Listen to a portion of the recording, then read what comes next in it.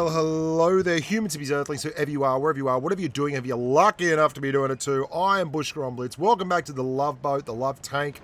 Whatever's floating your boat is floating mine, boys and girls. This is the WZ-111 space 1-4. I don't know why the prefix WZ might stand for wild zinging Chinese tank. It was the 111th wild zinger we got. It's 1-4. It's a quarter the size of a Big Mac. I don't know. Whatever. It's a fun tank. It's actually the second of the Chinese heavies that I've reviewed that I'm really happy with. This isn't as strong as the WZ-110. I'll get that out of the way now, but I think time will only tell, but I think the WZ-110 is going to be one of the strongest tanks at Tier 8.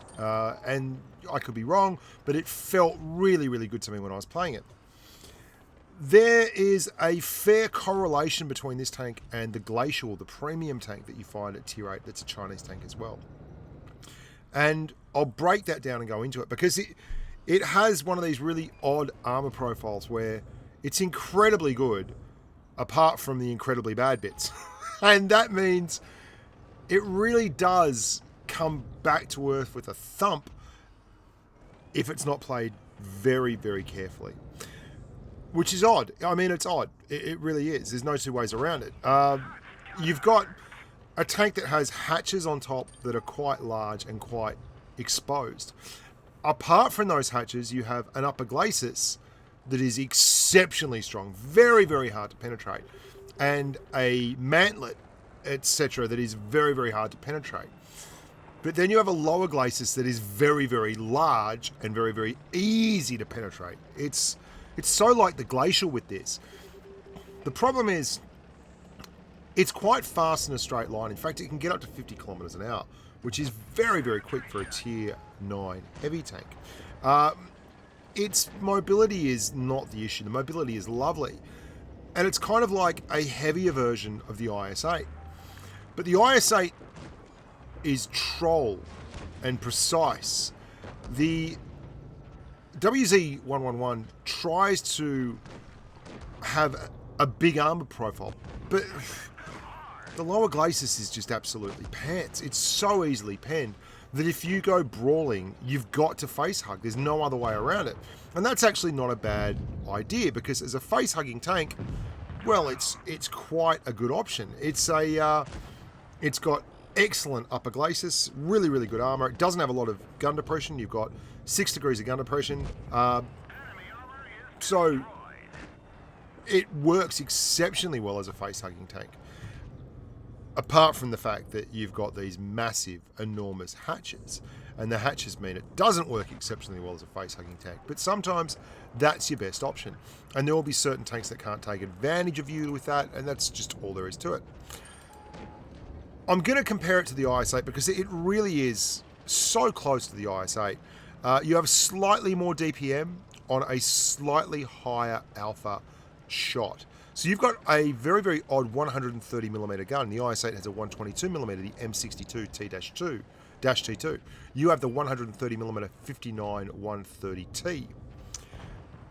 130 is not a caliber you see a lot of, but it's a good thing to have because 460 alpha is just a prime kind of mover in terms of a peekaboom tank. And if you're at this kind of range, it's a great range to be at. But your issues extend past the lower glacis. Your side armor is just not up to scratch. It just isn't. Your side armor is very, very low. You don't have the spaced armor of these tanks, and you can see that IS-8 is looking at my hatch, so I'm trying to move that around. But then he just goes down to the lower glacis and the sides and heats straight on through, and it's trouble. I'm going to show you some ways to moderate that issue. And I'm going to talk about the absolute no-nos with this tank as well. And if you can find a niche within a map where all the positives are there and none of the negatives, you can do really, really well. And you're going to see me do a couple of games where I do quite well. Let's talk about the gun. The 130mm is the gun you should be having. The stock gun is the 100mm off the Tier 8 WZ-110. which actually, it does all right. I mean, it doesn't get completely outclassed, and it's got good DPM numbers and all that kind of thing, and you can use it. I wouldn't recommend it, though. You really want to be running the big dog. The big dog's a proper gun. It's a tier 10 gun, and it behaves in a manner akin to a tier 10 gun. I mean, 523 damage there into the side of that poor bugger in the AMX 5100 is nothing to shout about, to cry about. You turn around reasonably fast. I wouldn't call it... You are not the IS-8. There's no way around that. Like, you are not the IS-8. That's all there is to it. But at the same time, you're certainly not an E75 or an E100. You can get it. You can get it round. There's no doubt about it. 36.16 is your traverse per second, which is a lot of traverse, and that allows you to do enough to get around, to do the business. Your IS-8 is only slightly ahead of that at 38.95, and a tank like your E75 is another touch up again from there, a step lower at 33.94. So you're not at the top, but you're getting close. Your front straight line speed is outstanding. 50 kilometers an hour will get you places, and I don't have enough footage of that being taken advantage of, but it's really good if you get good spawns on mines and things like that. You can get there in time to get shots off, all that kind of stuff. There's an IS-5, just pump one straight through the middle. It's a decent brawling tank. It's good. No, that's not fair. It's better than decent. It's a good brawling tank.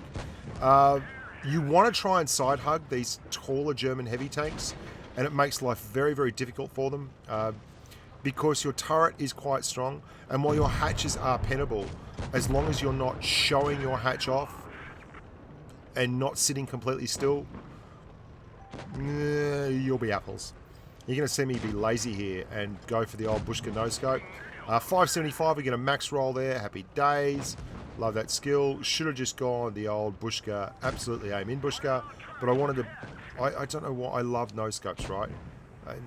Lazy. Doesn't cost us the game. Doesn't really even go close to costing us the game, but for all that, it was quite bloody silly to do it. One thing you've probably noticed in this game, I've not exposed my lower glacis. I've either face hugged or tried to angle or use the kill. All these things to make sure that no one sees my downstairs. That's not an accident. You've only got 5 degrees of gun depression, but I said 6 earlier. You have 6 degrees, I believe, with the 100mm. And I aimed this time. Did you notice that? Yeah. But you really have to use it hull down. Even if it's a situation where you can't get the shot off easily and you may have to expose yourself going over a hill, you're better off dragging that shot out and then rolling forward and doing the damage. Because if you try to angle up to people, your side armor quite simply isn't strong enough. You've got slightly angled side armor that's 120 millimeters, so everyone that you meet will be able to pen you in the side, even at a very, very gentle, shallow angle. And the rear of the tank, again, is 60 millimeters, so you've got to really watch out for that. It is sloped very much like an IS-6, but think of this is like a Tier 9 Glacial. It really is. If you can drive a Glacial well, and I'll admit it's a tank that a lot of people whinge about and struggle with, you've got better armor. You've got like the pike nosed on top, as well as that really strong armor thickness. But man alive, if you can drive a Glacial, you will make hay in this thing. You have nearly identical hatches. The turret on this tank is nearly identical to the Glacial. You really have that big lower glacis, that very, very thin sides, and slightly raised hatches, which make things tough. And you're going to see all the shots I take in this match are more or less shots where I just couldn't hide those weak points. It's a blend of a frontline heavy because you can see that VK4502 can't hit me here because all he can see is a really, really hard to pen pike and a very strong turret. But then that AMX 1390 is shooting a tier 9 heavy, no problems whatsoever, despite having tier 8 light tank pen, because my sides are not very good. This is where the key is though. Look at how fast I'm going to get out here in a big, bulky heavy with a 130mm gun. And look at that gun perform. I mean, that is on the move, very, very cool. And as soon as I manage to get behind this little bit of a berm here and hide that lower glacis, the AMX 1390 is absolutely screwed. We clear him, we come back. 0.362 is your dispersion. It's not laser beam at all. It's not amazing. What it is workmanlike. It's a workmanlike 130mm gun with 0.362 dispersion and 4.4 seconds. So at your 75 meters worth of range, 100 meters worth of range, like I am with this VK45, you'll hit your target.